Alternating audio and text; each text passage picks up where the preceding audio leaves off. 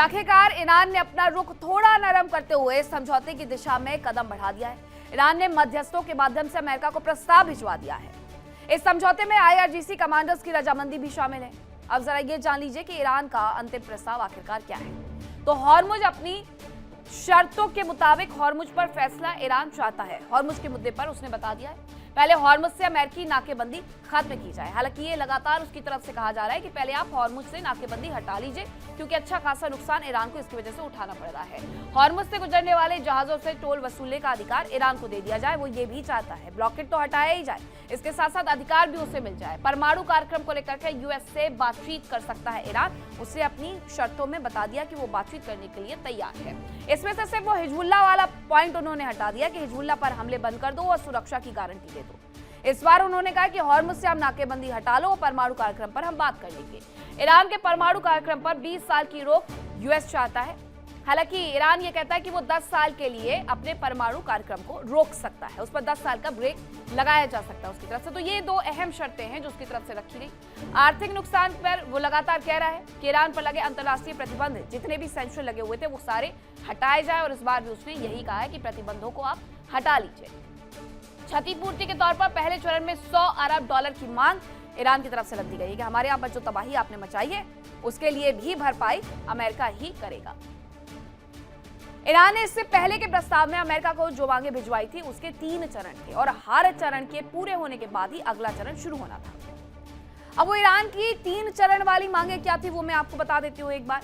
तो इसमें पहला जो चरण था उसके हिसाब से ईरान और लेबनान समेत सभी फ्रंट्स पर युद्ध को रोकना होगा। ये पहला चरण था उनका। दोबारा हमले नहीं किए जाने की गारंटी भी दी जाए, ये भी उनकी तरफ से पहले चरण में कहा गया। यही पहला चरण बस उनकी तरफ से हटा लिया गया है और बाकी 2 चरणों को उन्होंने सेम रखा है। अब आपको बताती हूँ कि दूसरे चरण में उनकी तरफ से क्या कहा गया। पहले चरण के पूरे होने के बाद दूसरे चरण की वार्ता होगी, और दूसरे चरण में उन्होंने ये शर्त भी लगा दी थी कि हॉर्मुज से नाकेबंदी अमेरिका की तरफ से हटा दी जाए और हॉर्मुज स्ट्रेट के प्रबंधन मैनेजमेंट पर चर्चा की जाए। इसके बाद आएगा तीसरा चरण। पहले दोनों चरण पूरे होने पर तीसरे दौर की बातचीत होगी, और इसी तीसरे दौर की बातचीत में परमाणु कार्यक्रम पर सहमति को लेकर के हम चर्चा करेंगे। पहला चरण हटा करके बाकी 2 चरणों को एज इट इज अमेरिका को भेज दिया गया है। ईरान का परमाणु प्रोग्राम अमेरिका और ईरान के बीच विवाद की दरअसल मुख्य वजह है।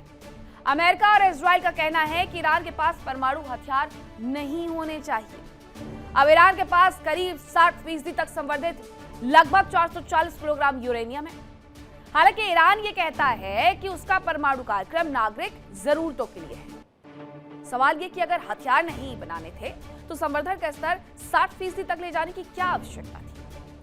नागरिक जरूरतों के लिए यूरेनियम के संवर्धन का स्तर आखिरकार कितना होना चाहिए वो मैं आपको बताती हूँ। तो बिजली उत्पादन के लिए सबसे पहले हम बात करेंगे। बिजली उत्पादन के लिए ज्यादातर रिएक्टर्स में 3 से 5% तक संवर्धित यूरेनियम का इस्तेमाल होता है। इसके साथ कुछ उन्नत रिएक्टर्स की अगर मैं बात करूं तो 5 से 20% तक संवर्धन जरूरी होता है। अब मैं आपको ये बता दूं कि अगले दौर की वार्ता से पहले ईरान की तरफ से बड़ा ऐलान किया गया है। बड़ी खबर आ रही है। ईरान के विदेश मंत्रालय की तरफ से ये बड़ा बयान जारी कर दिया गया है और कहा गया कि वार्ता में शामिल होने पर नहीं हुआ फैसला। ईरान ने एकदम स्पष्ट कर दिया है अमेरिका से बातचीत के दरवाजे पूरी तरह बंद नहीं है। ईरान ये भी कह रहा है, लेकिन ये भी कह रहा है कि अभी बातचीत को लेकर के कोई बातचीत भी तो नहीं हुई है कि दूसरे दौर की वार्ता में हम आएंगे। अगले दौर की वार्ता से पहले ईरान ने ये बड़ा ऐलान किया कि बातचीत के लिए दरवाजे बंद नहीं है, लेकिन इसके लिए आना भी तो होगा। ईरान पूरी तरह से उलझा हुआ है, ये डोनाल्ड ट्रंप कह रहे थे। ईरान ये कह रहा है कि बातचीत में हमने शामिल होने पर कोई फैसला नहीं लिया, लेकिन बातचीत के लिए हमने पूरी तरीके से अपने दरवाजे बंद भी नहीं किए। तो जब ये बार बार बातें हो रही हैं कि बातचीत हो जाए, जब उनकी तरफ से ये बड़ा बयान दे दिया गया। अब मैं आपको बताती हूँ कि ईरान के नए प्रस्ताव पर ट्रंप का जो बयान है वो क्या आया है। ईरान हमसे डील करना चाहता है, डोनाल्ड ट्रंप ये कह रहे हैं। वो ये कह रहे हैं कि ईरान पूरी तरीके से उलझा हुआ है, ईरान के नए प्रस्ताव से संतुष्ट नहीं है हम। ईरान के प्रस्ताव में कई खामियां हैं, ये डोनाल्ड ट्रंप की तरफ से कह दिया गया है। अभी हमने आपको जो शर्तें बताई हैं कि हॉर्मुज को लेकर के उसने शर्त रख दी है ईरान ने। दूसरा, उसके ऊपर लगे हुए आर्थिक प्रतिबंध हटाने के लिए शर्त रख दी है। तीसरा, परमाणु कार्यक्रम पर भी अपनी शर्त रख दी है। लेकिन डोनाल्ड ट्रंप कह रहे हैं कि ईरान पूरी तरीके से उलझा हुआ है और ईरान के नए प्रस्ताव से हम संतुष्ट नहीं है। ईरान के प्रस्ताव में बहुत सारी खामियां हैं, डोनाल्ड ट्रंप की तरफ से कहा गया, यानी इस को भी उन्होंने स्वीकार नहीं किया है। दूसरी तरफ ईरान का बयान सामने आ गया है जो ये कह रहा है कि बातचीत होनी चाहिए, लेकिन बातचीत के लिए दरवाजे हमने बंद नहीं किए हैं। लेकिन बातचीत होगी कैसे, इस पर सबसे बड़ा सवाल है। डोनाल्ड ट्रंप की तरफ से क्या कुछ कहा गया ईरान की नई शर्तों पर, जरा वो आपको सुनवाती हूं। So they want to make a deal, but I'm not satisfied with it. So we'll see what happens. Iran wants to make a deal because they have no military left, essentially, and they want to make a deal, but I'm not satisfied with it. You know, it's a very disjointed, unfriendly leadership, unfriendly to each other. They're not getting along. They're very, very confused by what's happened because essentially most of their military has been wiped out. But we just had a conversation with Iran. Let's see what happens. But I would say that I am not happy. तो Donald Trump का सीधे सीधे कहना है कि वो इस प्रस्ताव से खुश नहीं है। अब एक और खबर मैं आपको बताती हूँ कि ईरान की अमेरिका को चेतावनी देखने को मिली है। ईरान के नेता मोहसिन रेजवाई ने आरोप लगाया है कि जंग के दलदल में यूएस खुद फंस गया है। ये उनकी तरफ से बड़ा आरोप लगाया गया है। उन्होंने कहा है कि यूएस को भी बहुत बड़े सबक मिलेंगे। रेजाई कह रहे हैं कि फारस की खाड़ी और ओमान सागर में रेजाई कह रहे हैं कि हम यूएस को सबक सिखाएंगे। तैयारी दोनों देशों ने करके रखी है कि अगर जंग की शुरुआत होती है तो उसमें कोई भी कम ना लगे। इस सबके बीच में बातचीत के प्रयास भी चल रहे हैं, लेकिन अमेरिका जो बार बार ईरान की तरफ से आ रही शर्तों पर कभी सेटिस्फाई नहीं है, कभी खुश नहीं है और कभी ये कह देता है कि हमें ये मंजूर नहीं है, वो आखिरकार बातचीत करेगा कैसे। हालांकि अमेरिका भी इस जंग को और ज्यादा लंबा नहीं खींचना चाहता है। अमेरिकी संसद कांग्रेस में यह बताया गया है रक्षा विभाग की तरफ से, पेंटागन की तरफ से, कि अभी तक इस पूरे युद्ध की वजह से अमेरिका को $50 अरब का नुकसान हो चुका है। अमेरिका ने हॉर्मुज पर पहरा बैठा रखा है। अमेरिकी सेना का दावा है कि ईरान की ओर आने और जाने वाले जहाजों को रोका जा रहा है। अमेरिका यह भी दावा कर रहा है कि इस नाकेबंदी से ईरान की अर्थव्यवस्था को नुकसान हो रहा है। एक रिपोर्ट देखिए।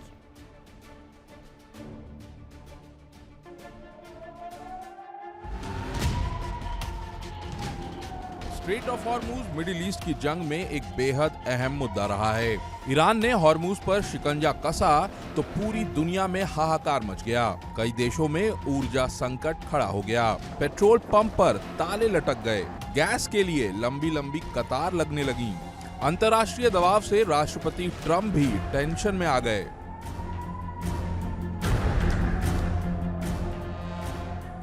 अमेरिका ने ईरान के एक्शन के खिलाफ हॉर्मुज पर नाकेबंदी शुरू की। अमेरिकी सेना ने ईरान से आने और जाने वाले जहाजों को रोकना शुरू किया। दावा किया जा रहा है कि नाकेबंदी की वजह से अब तक 40 से ज्यादा जहाजों को रास्ता बदलने पर मजबूर किया जा चुका है।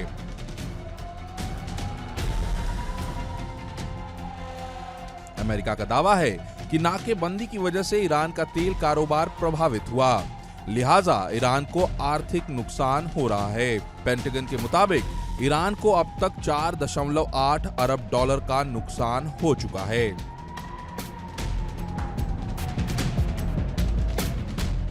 अमेरिका का दावा है कि स्ट्रेट ऑफ हॉर्मुज, ओमान की खाड़ी और आसपास के समुद्री मार्गों पर अमेरिका की नाकेबंदी ने ईरान की कमर तोड़ दी है।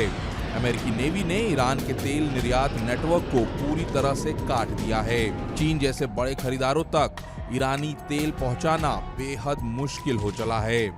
ऐसे में ईरान को बड़ा खामियाजा भुगतना पड़ा है।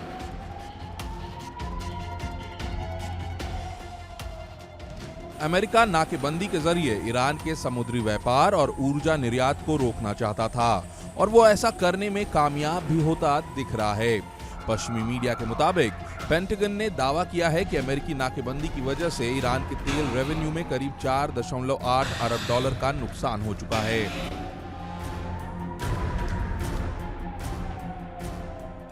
खबरों के मुताबिक ये ऑपरेशन तेहरान पर लगातार आर्थिक दबाव बनाए रखने के लिए है। दावा है कि अमेरिका की नाकेबंदी पूरी ताकत के साथ काम कर रही है और प्रभावकारी साबित हो रही है। अमेरिका का दावा है कि ईरानी शासन की आतंकवाद को बढ़ावा देने की क्षमता पर अटैक किया जा रहा है।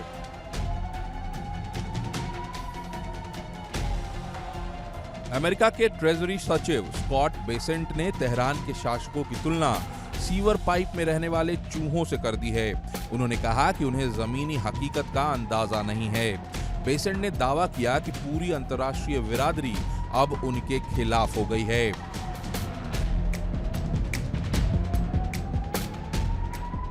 स्कॉट बेसेंट का दावा है कि हॉर्मूज पर अमेरिका का पूरा कंट्रोल है। ईरान में अमेरिकी डॉलर की कमी हो गई है, लिहाजा खाने और गैसोलीन की राशनिंग लागू है।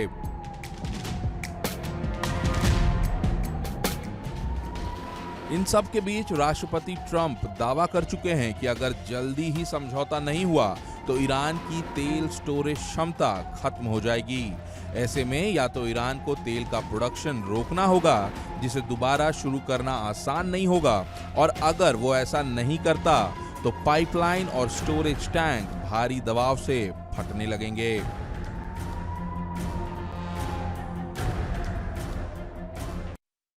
देखिए इंडिया डेली 24/7 अब आपके स्मार्ट टीवी पर।